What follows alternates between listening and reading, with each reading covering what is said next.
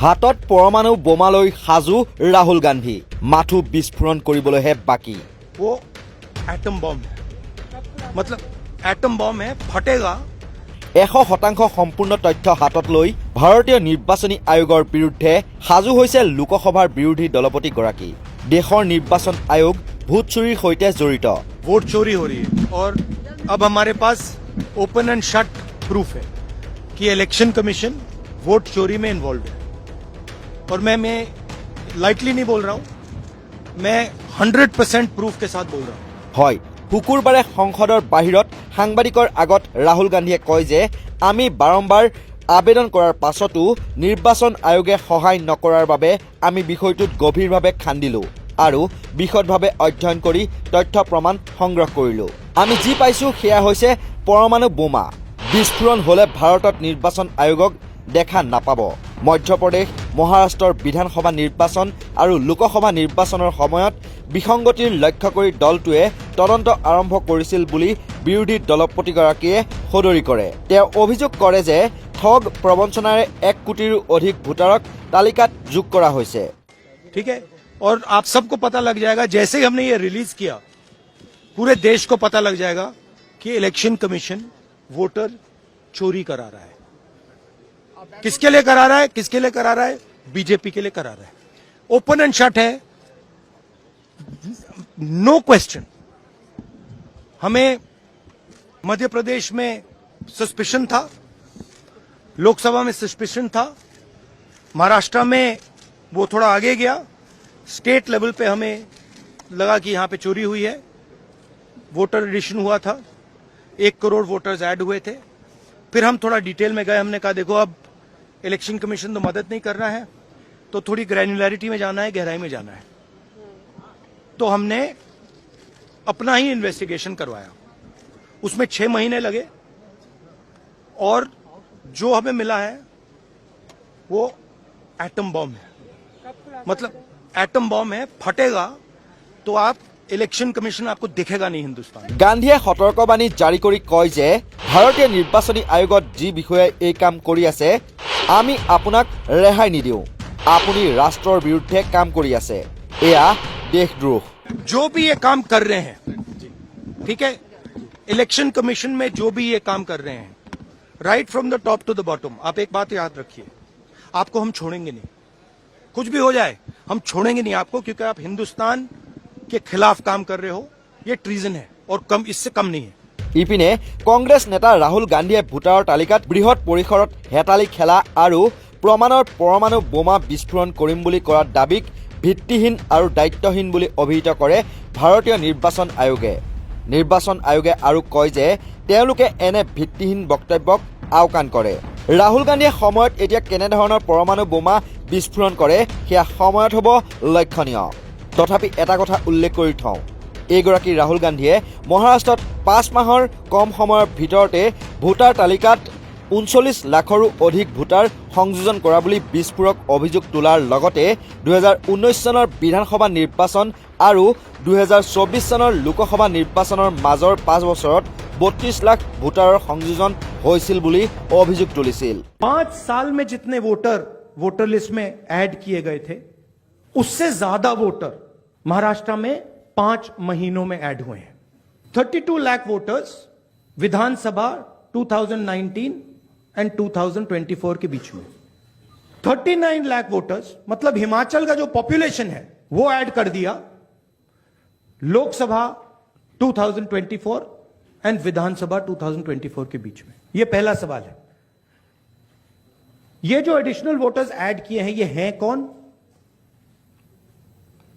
ये कहां थे और ये कहां से आए पहला सवाल दूसरा सवाल बहुत महत्वपूर्ण सवाल महाराष्ट्र का पॉपुलेशन सरकार के मुताबिक महाराष्ट्र का अडल्ट पॉपुलेशन सरकार के मुताबिक 9.54 करोड़ महाराष्ट्र का adult population 9.54 crore election commission के मुताबिक महाराष्ट्र में 9.7 करोड़ वोटर्स हैं इसका मतलब इलेक्शन कमीशन कह रहा है देश की जनता को कह रहा है, देश के युवाओं को कह रहा है कि महाराष्ट्र में एडल्ट पॉपुलेशन से ज्यादा वोटर्स हैं। ৰাহুল গান্ধীৰ প্ৰশ্ন আছিল এই ৩৯ লাখ ভোটাৰ কোন। ঠিক একেদৰে পশ্চিমবংগৰ মুখ্যমন্ত্ৰী মমতা বেনাৰ্জীয়েও তথ্য প্ৰমাণসহ কেইমাহমান পূৰ্বে কৈছিল যে পশ্চিমবংগৰ ভোটাৰ লিষ্টত পঞ্জাৱ, গুজৰাট, হাৰিয়ানাৰ ভোটাৰৰ নাম সংলগ্ন কৰা হৈছে। ভোটাৰ আইডি দুয়োটাৰে একে বুলিও দাবী কৰে মমতা বেনাৰ্জীয়ে। অৰ্থাৎ এগৰাকী ভোটাৰৰ বিপৰীতে যিটো এপিক নম্বৰ থাকে সেইটো পশ্চিমবংগতো একেই আৰু গুজৰাটতো একেই বুলি দাবী আছিল মমতা বেনাৰ্জীৰ। ভোটার লিস্ট ক্লিন করতে হবে, তা নাহলে ইলেকশন যাওয়ার কোনো প্রয়োজন থাকবে না। ভয় পাবেন না, যেখানে যেখানে অনলাইনে সব করেছে একটা এজেন্সিকে দিয়ে করানো হয়েছে এবং ওরা একটা এজেন্সি পাঠিয়েছে বাংলায়। আমি যতদূর খবর জোগাড় করতে পেরেছি, সম্ভবত অ্যাসোসিয়েশন অফ বিলিয়ন মাইন্ডস বলে একটা কোম্পানি আছে, হ্যাঁ, এবং কোম্পানি ইন্ডিয়া 360 সাবসিডিয়ারি নামে এখানে ওদের অনেক লোক পাঠিয়েছে, এজেন্সি খুলেছে। তারা কি করেছে জানেন?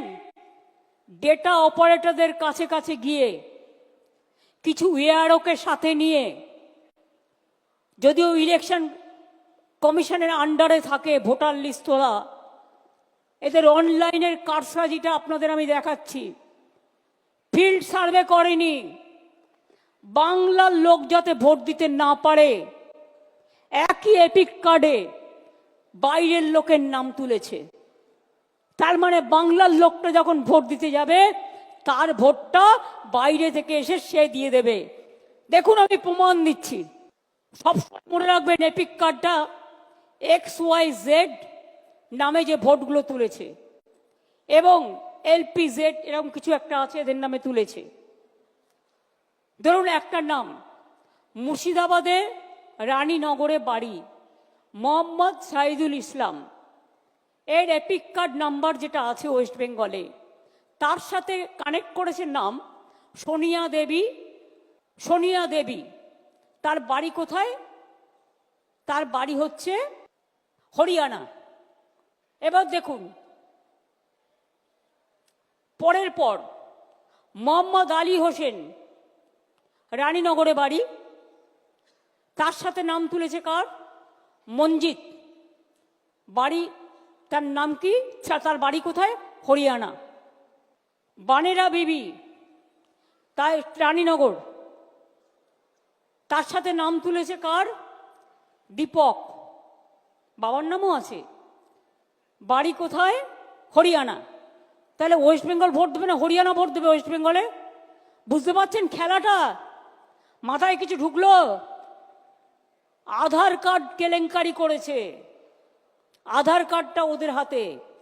একই এপিক নাম্বারে বাংলার ভোটারের যেখানে নাম আছে সেখানে হরিয়ানা, পাঞ্জাব, রাজস্থান, বিহার সব নাম ঢুকিয়েছে, রেলে করে নিয়ে আসবে। ওদের তো ভোট নেই। আবার মুর্শিদাবাদের ভোট তুলেছে নর্থ 24 পরগনায়, কারণ মুর্শিদাবাদের ভোট আগে হয়ে যাবে, ওগুলোকে নিয়ে আসবে নর্থ 24 পরগনায়, সাউথ 24 পরগনায়। This is the plan.